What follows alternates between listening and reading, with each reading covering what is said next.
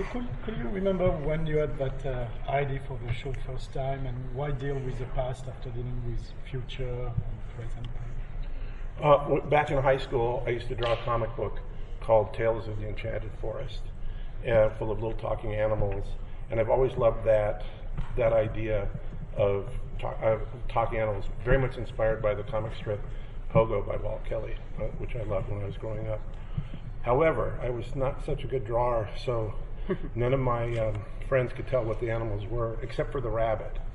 There was a rabbit in the forest, and so that's why I started drawing rabbits. Anyway, so that's basically the idea. And then shooting ahead to 2018, there is an enchanted forest in Disenchantment, and that's where it first began. And why deal with the past? Oh, where the past? Well, is it the past? Yeah.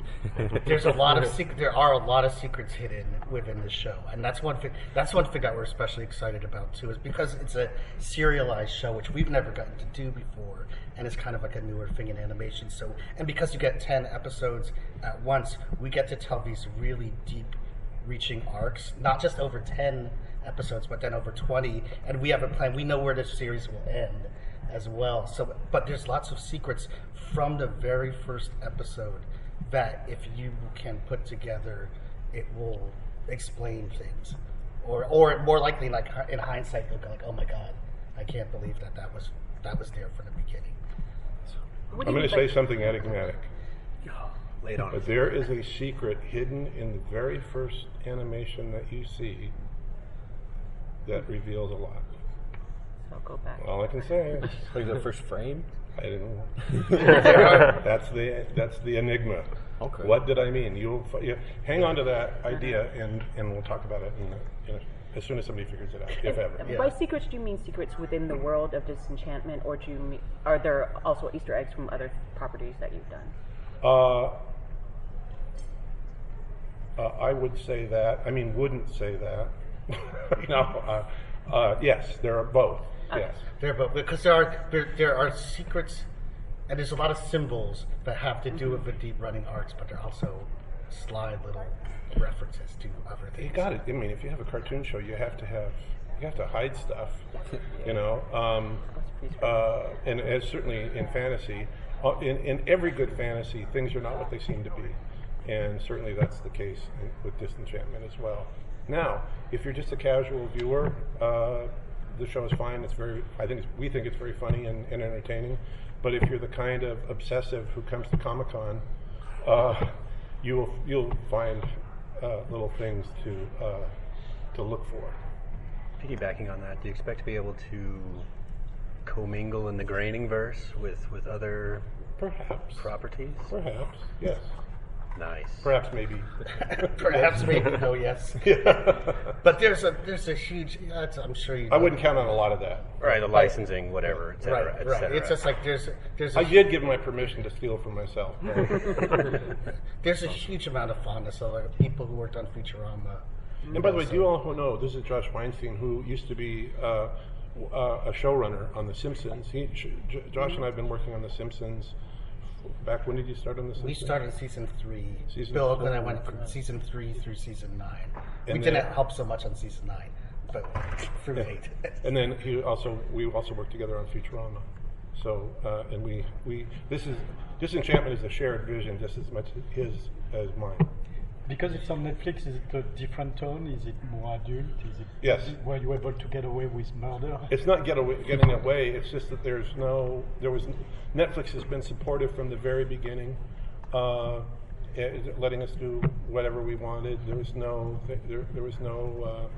Nobody ever said you can't say that or do that or show that. So I would say the sensibility of the show is the sensibility people have come to know and expect from Simpsons and Futurama, just pushed a little further.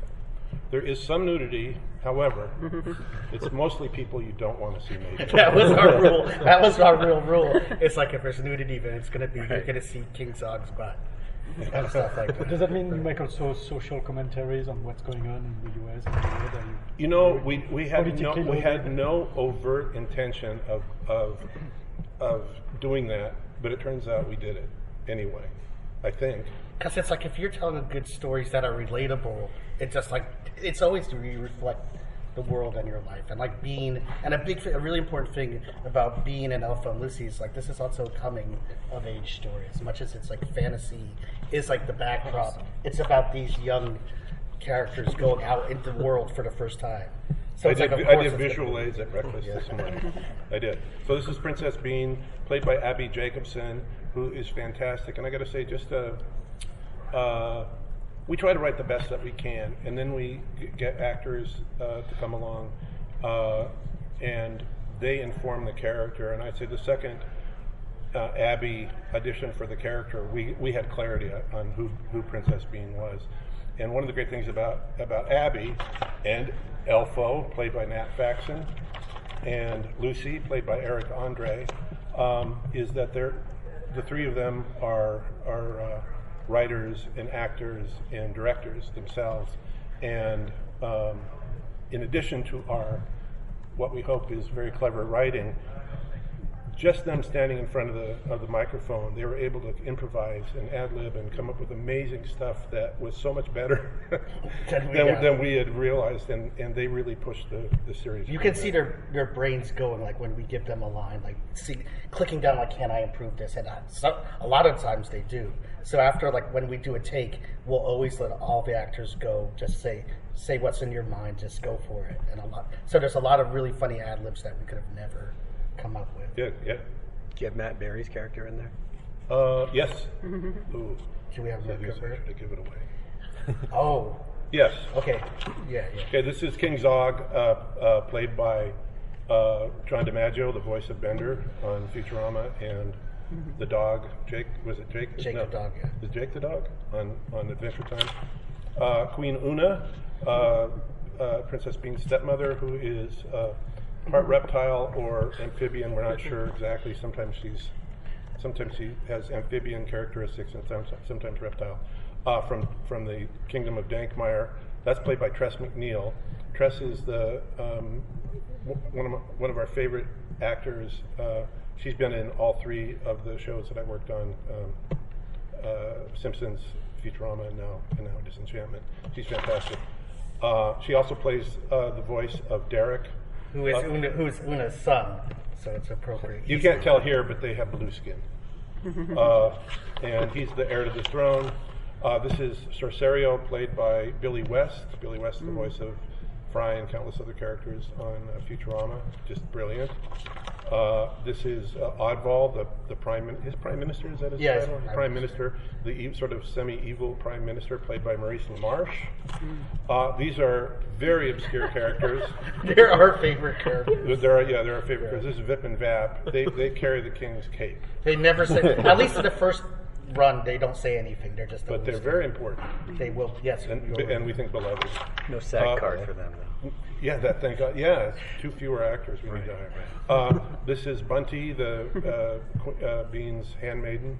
She's played by Lucy Montgomery. Because one of the things that we love is, like, we've got Abby, Nat, and Eric, who are, like, just brilliant comedians and writers. Then we've got the Futurama gang, and then we also have this British gang of all these great British comedians like Lucy Montgomery, and this is Matt Berry. This is Matt Berry, who gets turned into a pig. He has a human form as well, and in fact, when he gets turned into a pig, it's where there's a naked Prince Merkimer human running around in the enchanted forest ever after. But after he's turned to a pig, he's kind of stuck in a castle, hoping to be turned back. And he, for some reason, his crown didn't disappear. But and I don't know. We're very proud of this crown because it's modeled after Jughead's whoopee hat, which I thought that is the it's a technical term. It's a whoopee hat. You remember Jughead from Archie and Jughead? Well, whoopee hats started in the 1930s and 40s. The teenagers did. They take fedoras and cut them and then put buttons and stuff on them. So he's basically a Jughead of the show. He's very important for your articles. I love it. Yeah. And of course, Matt Berry plays Stephen Toast on Toast of London, also on Netflix, which is absolutely brilliant show. Really, really funny. Super funny. And then he and another one of our actor writers, Rich Fulcher, did a show called Snuffbox. Yeah. Which is one of the craziest things I've ever seen. That's I how don't know where that is, if that's on anywhere, but that's a you can find it. But that's how we hooked into Matt Berry. Which guy's this? This is That's Mertz. Mertz. Who? This is Billy, right? Yes. Billy West plays Mertz, one of the knights. There's Turbish and Mertz. There's a really handsome, obnoxious knight who's also played by Eric Andre named Pendergast, and he's like the head knight. And these are his sort of like two goofy sidekicks, Turbish and Mertz. And Turbish is played by Rich Fulcher. This is, of course, every fantasy has to have a witch. This is the witch, played by Tress MacNeille. And this, these are fairly unimportant side characters, but they're very vivid. This is, does he have a name? Sea Captain. He's just a party barge captain. Party barge captain, played by David Herman. Fantastic. And then this is one of my favorite characters. This is Old Man Touchy. Those are sockets where his eyes used to be. He's kept in a dungeon, but he has a magic. He has ability to tell things from touch. So they pull him out of the dungeon in order for him to feel people. That's it. Was there a specific challenge making that show compared to the others? Something different? The challenge was it's the same problem with Futurama. Fantasy and science fiction are genres that it's really hard to be funny within, because the temptation is to just kid the genre, and we didn't just want to do fantasy jokes. So we said we agreed that we would plot this show like it's a drama and then add jokes, and that turned out to be much better for us as writers, and I think better stories. There's been a million parodies of Game of Thrones, and yes, we do have a throne with swords on it. But aside, they're like sly little. I never made the connection. Oh no, it's not. But it's like people don't. People want to feel real stories and be involved, and it's like you can see a great parody of fantasies elsewhere. This is like this. We wanted to tell our own stories and then find the jokes that come from that. So this is the first of your series that has the female lead character. Is that something that you specifically set out to do, or just happened to be that way? When we began scheming, Elfo was the main character, and then we realized no, we got to make it Bean because it was more challenging to do. It was different, and in the same way that Futurama was different from The Simpsons, we wanted to make Disenchantment different from both The Simpsons and Futurama. Also, I think Bean, like, you're so much more drawn. Like, she's got so much more going on, and it's like, and it's Elfo is great, but he's an elf, but she's like a human, and she's 19, 20, and you could just like really. There's so much to say about being that age and her and being a female in a patriarchal kingdom. There's like, it just felt like there's so much more drive focusing on Bean. She's also the first human character in a series that has 5 fingers. Yeah, some people on the internet are freaking out over that. I know, but as a cartoonist who's been drawing 4-fingered characters for 35 years, 5 fingers it's hard to draw. It feels like that's too many. By the way, there's even a secret in the number of digits certain characters have. Oh. That's true. So there's way to give it away. Yes. So watch out for that. You guys did an episode of The Simpsons like last year that had it was all sort of medieval fantasy themed. That had a lot of Easter eggs as far as properties in it. So what are your favorite, I guess, fantasy sort of properties, IPs that you sort of is in your DNA and might have influenced Disenchantment? Well, this is going to be the last question, okay?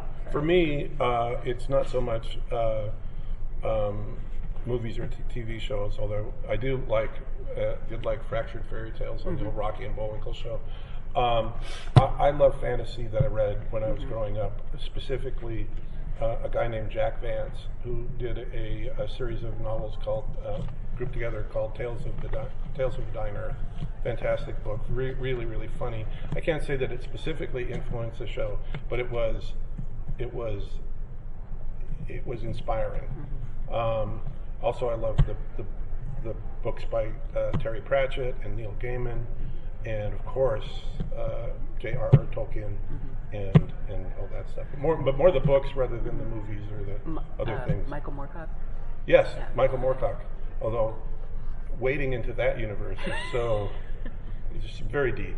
Another guy who I love is a guy named Gene Wolfe, Gene Wolfe with an E, who has an early book collection of short stories called "The Island of Dr. Death and Other Stories and Other Stories," which I think is brilliant.